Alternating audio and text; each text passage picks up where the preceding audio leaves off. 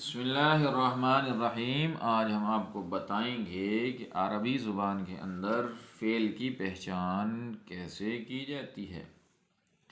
عربی زبان میں فعل کے شروع میں ال بھی نہیں آتا اور آخر پر تنوین نہیں آتی، اس بات کا دھیان رکھنا ضروری ہے۔ جیسے فعل، الم تر کیف فعل، اب اس کے شروع میں ال بھی نہیں ہے، الفعل بھی نہیں ہے، آخر پہ تنوین یعنی دو زبر، دو زیر اور دو پیش بھی نہیں ہے، فعال، فعال، فعالن بھی نہیں ہے، تو لہٰذا یہ فعل ہے۔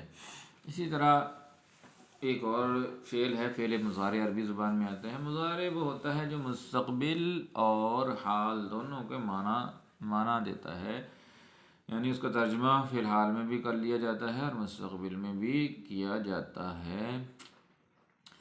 تو اس کی نشانی بھی بہت آسان ہے کہ فعل مضارع کی پہچان کیسے ہوگی کہ اس کے شروع میں 4 حروف میں سے کوئی حرف لازمی آئے گا اور ال بھی نہیں شروع میں آئے گا اور آخر پر تنوین بھی نہیں آئے گی۔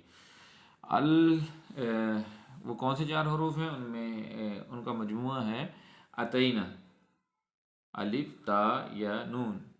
جیسے یفعل، اس کے شروع میں کیا ہے یا، نفعل اس کے شروع میں ہے نون، افعل اس کے شروع میں ہے حمزہ یعنی الف کی شکل کا، اس کو پنجابی میں الف ہی کہہ دیتے ہیں۔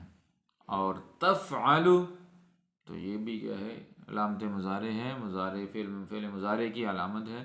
تفعل بھی فعل مضارع ہے، یعنی وہ تو ایک مرد کرتا ہے۔ تفعل کا معنی کیا ہوگا؟ تو ایک مرد کرتا ہے، کرے گا۔ تو اس طریقے سے ہم فعل کی عربی زبان میں پہچان کر سکتے ہیں۔ اگر کسی کو بات سمجھ میں نہ آئی ہو تو کومنٹ میں ضرور بتائیں، مزید آپ کو تفصیل سے سمجھا دیا جائے گا۔ السلام علیکم ورحمۃ اللہ وبرکاتہ۔